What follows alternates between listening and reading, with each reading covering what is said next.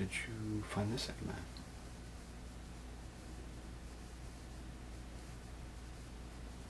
Oh, I see.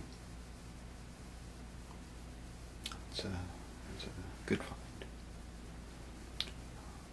What do you know about this item?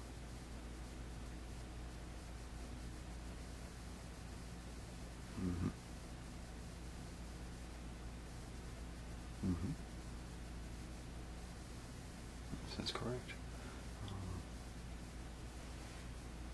Do you mind if I take a little bit more information about this item? Okay, great.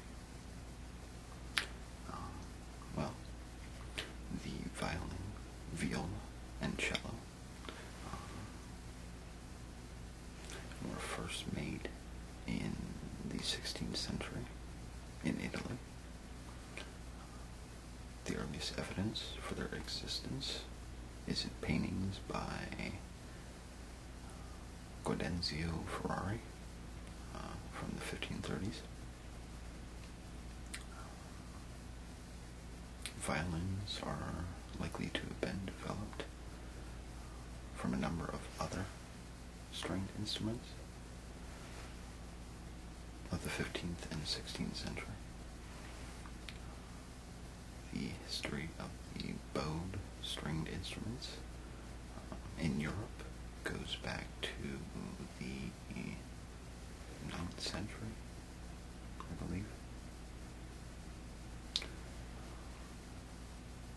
Since their invention, the violin family has seen a number of changes.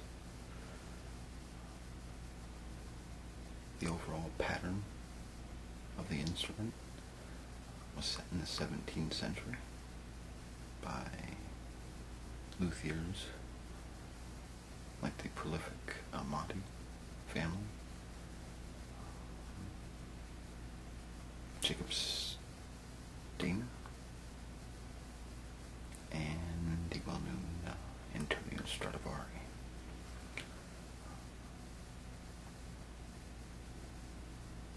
Instruments of approximately 300 years of age, especially those made by Stradivari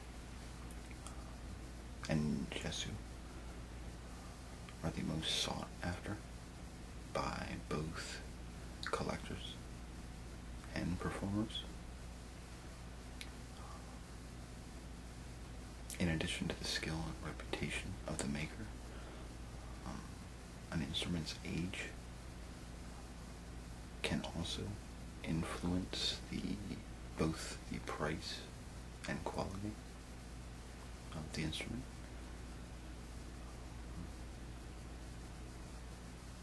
Some of the most famous violin makers between the early 16th century and 18th century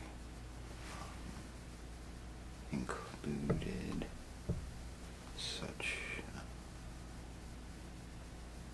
makers as the Micheli family, I believe, 1490 to 1610. Let's see, the Gasparo da Salo family, from 1513 to 1609. And we have Giovanni Paolo Maggini from 1580 to 1630.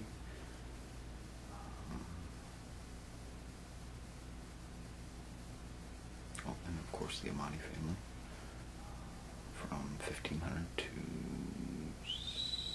1740.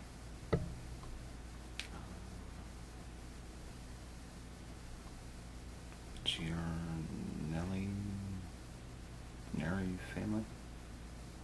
I'm not sure how to pronounce them. I haven't heard of them for a while. They were from 1626 to 1744, around that time frame. course, you have Antonio Stradivari from 1644 to 1737,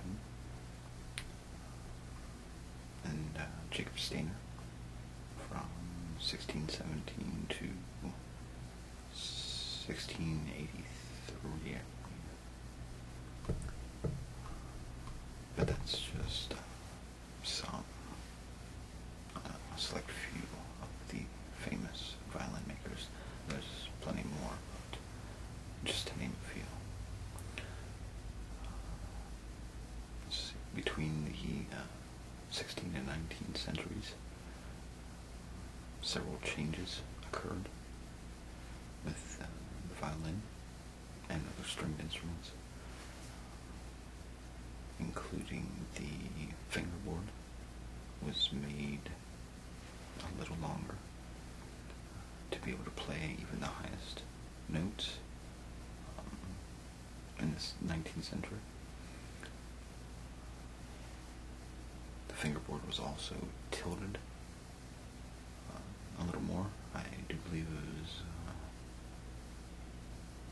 by 1 centimeter to produce even more volume.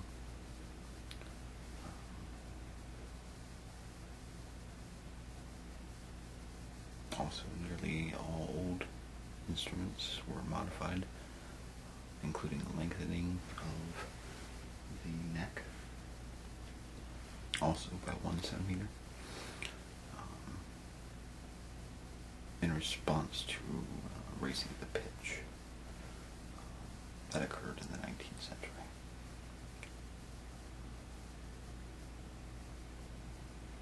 The bass bar of nearly, I'm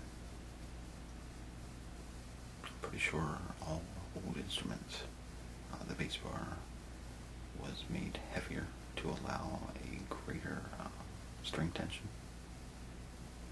I think, I'm pretty sure on that. And then of course the chin rest, which is this piece right here,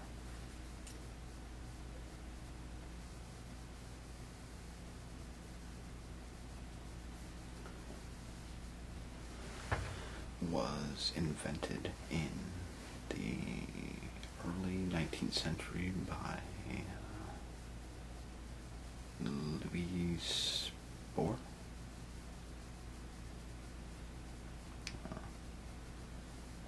And then of course the results of these adjustments are instruments that are significantly different in sound and response from those that left the hands of the original makers,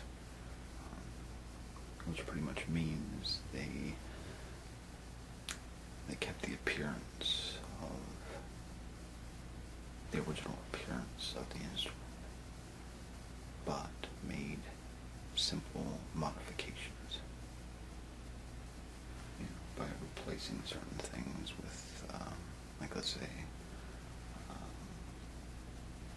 they replace the wooden neck with a plastic neck or something like that. That's all that's talking about. But, okay, now let's take a look at the violin you brought in, shall we? Okay.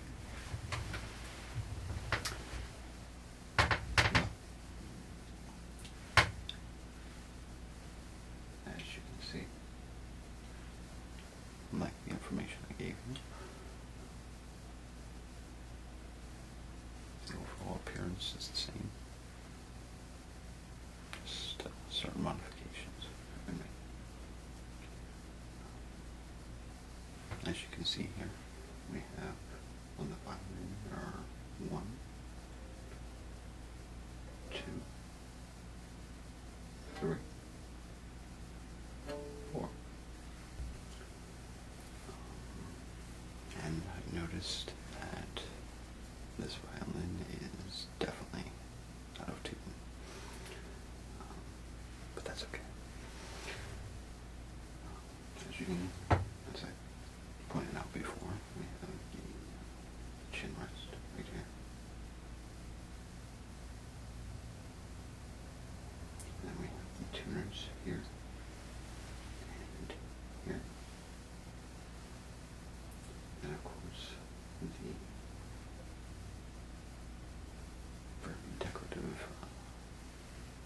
sound holes.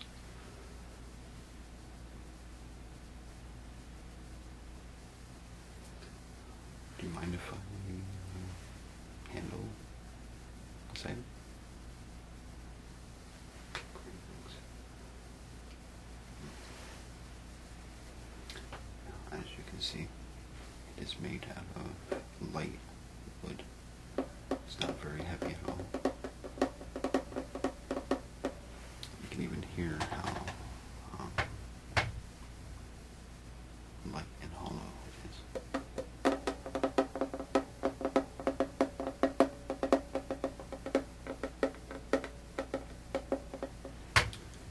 It has a very nice gloss over the wood with a simple but elegant line. Well, there's actually two lines beside each other that goes along the perimeter of the violin, or the edge of the violin. And the same thing goes with the front. It has two lines that are along the edge.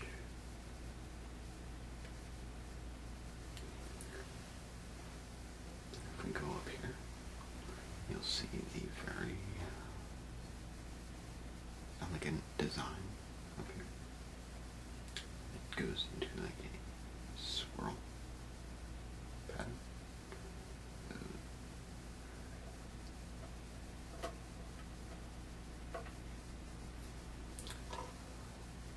Just adds a little touch of decorativeness or elegance. The majority of this instrument is made out of wood. The head is wood. I do believe that even the tuners are made of wood, as is the neck and the fingerboard. So is the bridge, this piece here, and the chin rest. The only pieces that are plastic on this violin are the string holders, and these tuners here are metal. And then of course the strings are metal. But other than that, it's an all wood piece. Sorry, besides the metal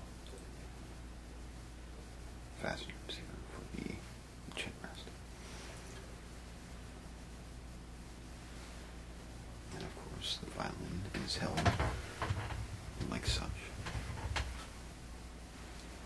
with the chin rest placed here, and then the bell.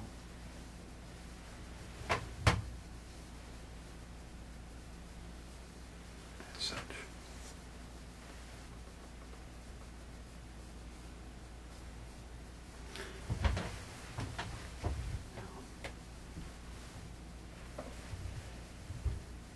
If we take a look at the bell, you'll notice this is also made out of wood, with some other pieces. The finger piece here is rubber, with a metal piece here, metal piece there, and the tightener and loosener is metal. But otherwise the rest is all wood, besides two pieces of plastic. The hairs are made out of white horsehair. Did this this violin come with any rosin? No? Well, with that, with the rosin, you take a knife. It's like a little hard bar of soap. You take a knife, you scratch it up a bit until there's a fine dust there, and then you rub along the horsehairs to get the dust on the horsehairs, which in turn, when you're playing the violin, the dust allows the hairs to grab the strings, and then that's how you get the music.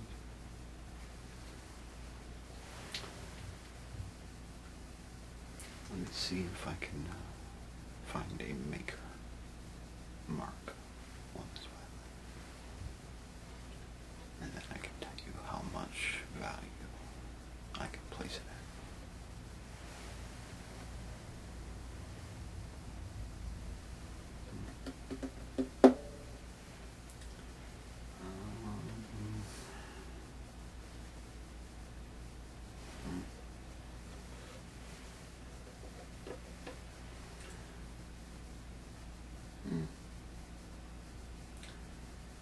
I have some bad news, unfortunately.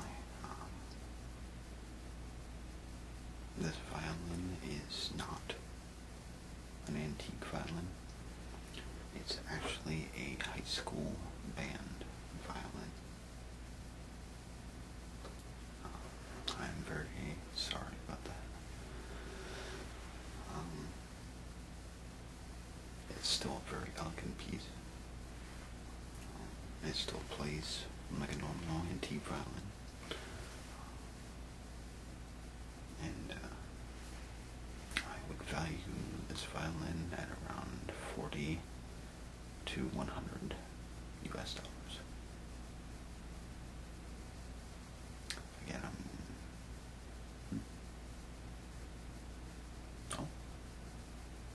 then you definitely found a deal. If you only paid $5 for it. Okay, not so bad after all. You're very welcome. Thank you for bringing it in and sharing it. In turn, you got to learn a little bit more about the violin. I hope you have a nice day.